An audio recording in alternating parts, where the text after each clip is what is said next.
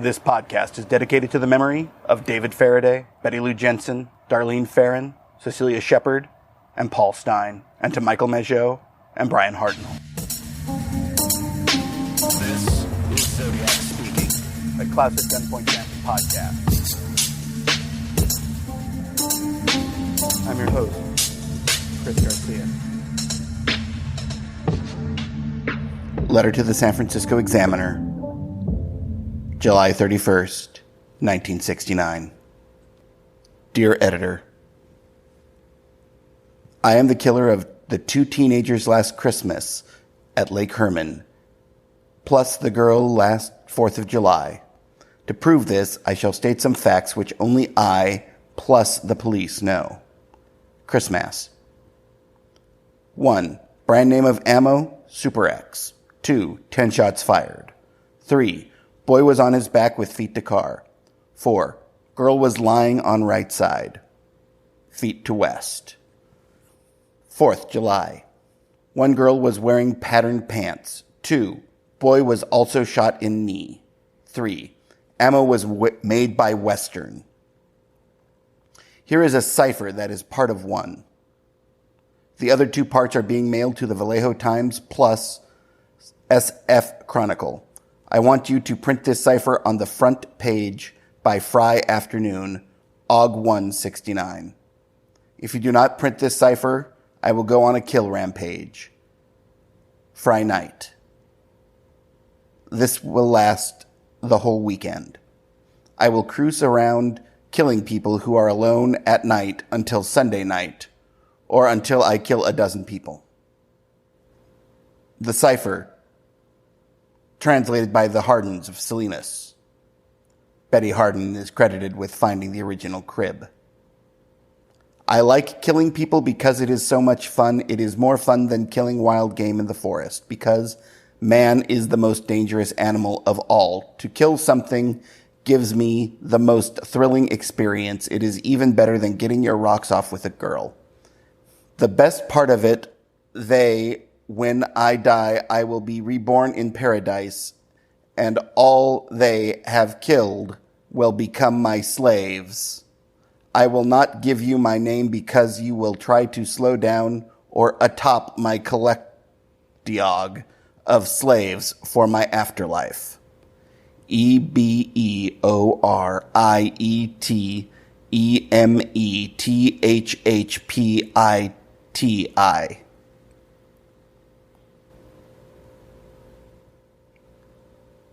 August 4th, 1969. Letter to the San Francisco Examiner, found to be written on Woolworth's 5th Avenue brand paper. There were fingerprints on the last 2 pages. Dear Editor, this is the Zodiac speaking. In answer to your asking for more details about the good times I have had in Vallejo, I shall be very happy to supply even more material. By the way, are the police having a good time with the code? If not, tell them to cheer up. When they do crack it, they will have me. On the 4th of July, I did not open the car door. The window was rolled down already.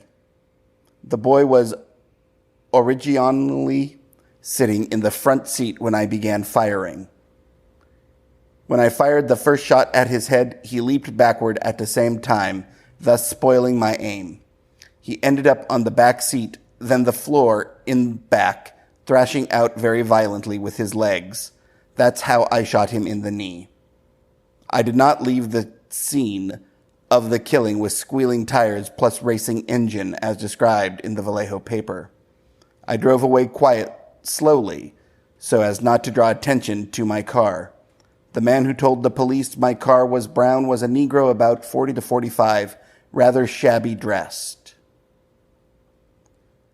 I was at this phone booth having some fun with the Vallejo cops when he was walking by. When I hung the phone up, the damn thing began to ring, and that drew his attention to me and my car. Last Christmas.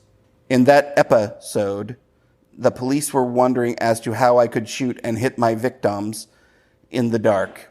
They did not openly state this, but implied this by saying it was a well-lit night. Plus, I could see the silhouettes on the horizon. Bullshit. That area is surrounded by high hills plus trees. What I did was tape a small pencil flashlight to the barrel of my gun. If you notice in the center of the beam of light, if you aim it at a wall or ceiling, you will see a black or dark spot in the center of the circle of light about 3 to 5 inches across. When taped to a gun barrel, the bullet will strike exactly in the center of the black dot in the light. All I had to do was spray them as if it was a water hose. There was no need to use the gun sights. I was not happy to see that I did not get front page coverage.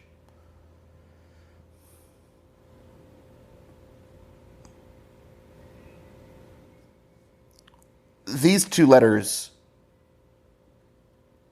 directly reference both the murders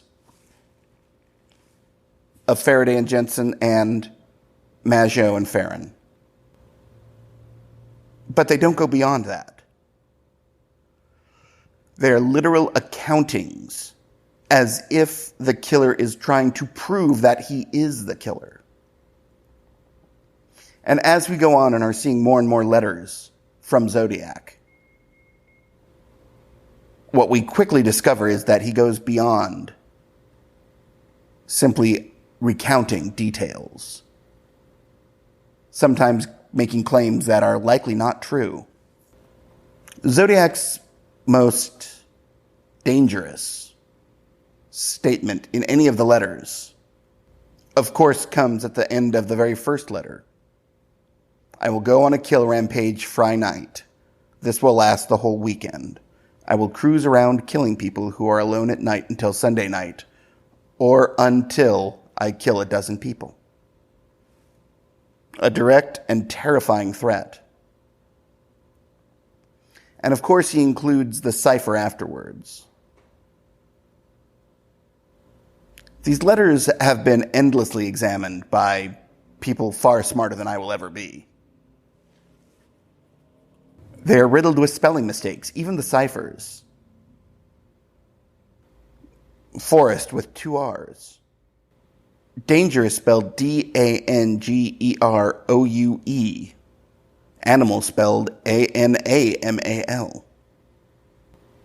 Fry as in Friday spelled Fry. Front spelled Frunt. The use of plus in place of and. The writing, in particular, is very strange. If you look at it closely, it appears both hasty and contrived. Some words such as answer, way, anything that ends in ing, it seems that they're very quick, as if he's uninterested in them. The D's are very distinctive, almost as if they are a slash with a small bump. But what's fascinating is some words, and particular letters, are overemphasized. O's, in particular, B's. It's an interesting issue figuring out if the formation of the letters and words themselves show any sort of mindset. For example, Christmas. He always spells Christmass. Literally Christ Mass. The spelling of silhouettes. But not only that, he spells it in a way, as he writes it, where it is obvious that he is not certain of its spelling. and seems to just quickly jot down something that he thinks is how it might be spelled, which is a technique a lot of people use. The interesting thing about these two letters in particular, and of course the cipher,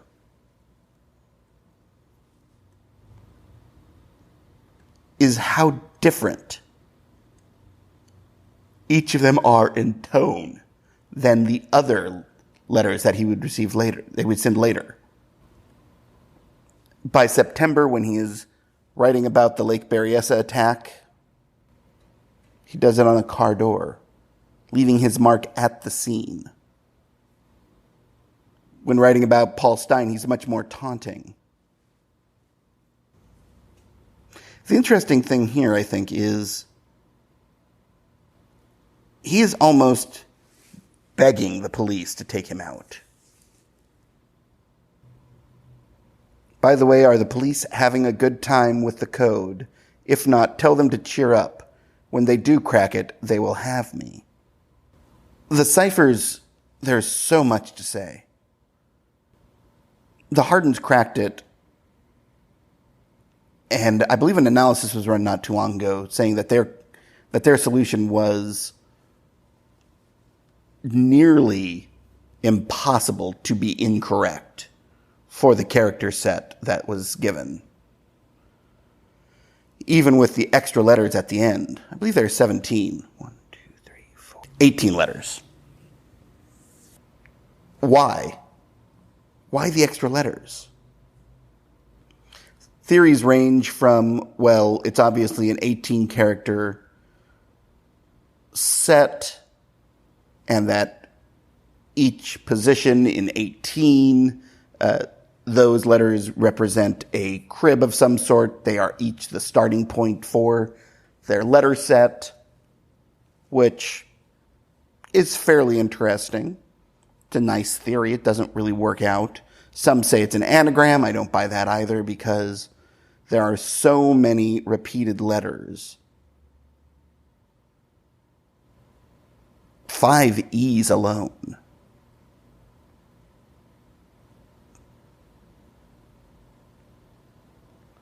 Which, out of 18 letters, really does skew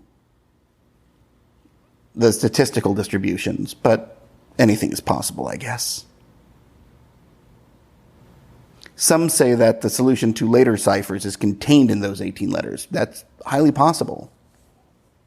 Some say that the spelling mistakes are actually intentional. I don't think so. I think this is a poorly educated man writing a letter while still coming down from something of a high.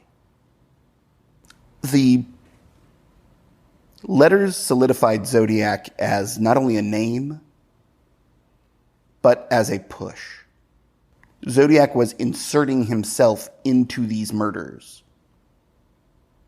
As we've seen from serial killers around the world, most attempt to distance themselves from their murders. The really dangerous ones are the ones who fully want recognition from them. And this seems to be what this is. Now, there are questions of the authenticity. Why letters here and not with at the time of the first murders? It's a fair question. There are theories, of course, that Zodiac itself, the entire thing, is a hoax. I doubt that, honestly. For a number of reasons, though the call that the Zodiac letters were written by a police officer or perhaps a journalist. It's possible. One of the reasons why I think it's possible is there's little information here that would not have been known to the police.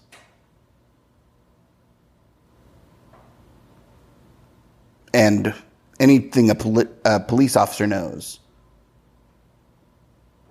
a journalist can find out pretty quick.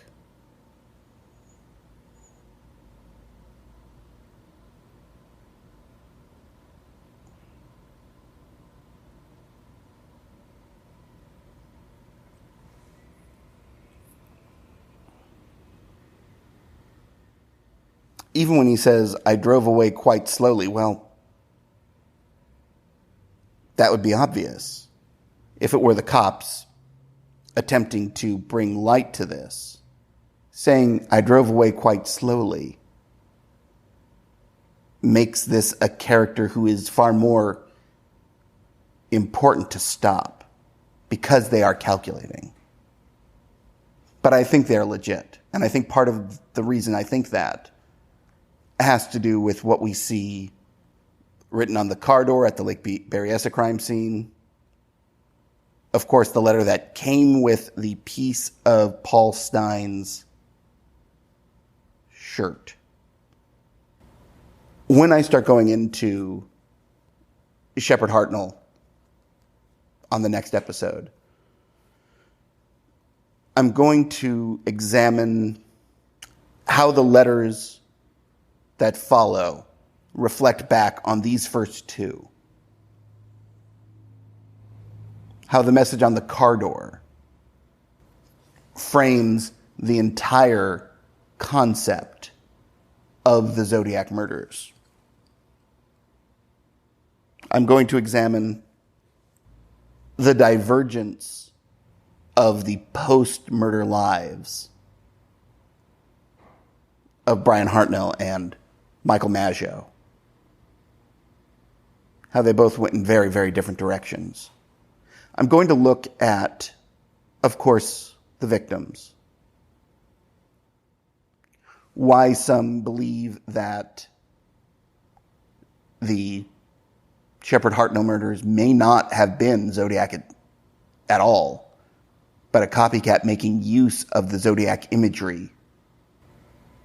Something that is an interesting concept to me. But that's also going to be where I start looking at the times in which they were living. The Bay Area in the 1960s is a fascinating story that's been told hundreds of times. America in the 1960s is a fascinating story.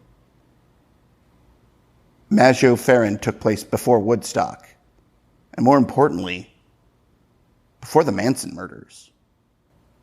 Shepard Hartnell took place after Woodstock and after the Manson murders.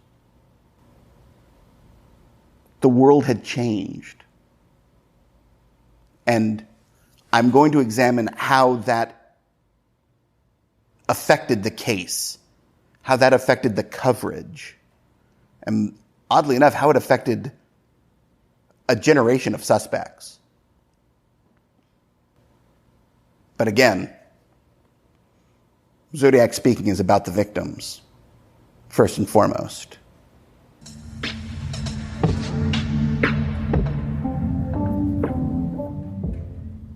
Thanks for listening to Zodiac Speaking, a Classic Gunpoint podcast.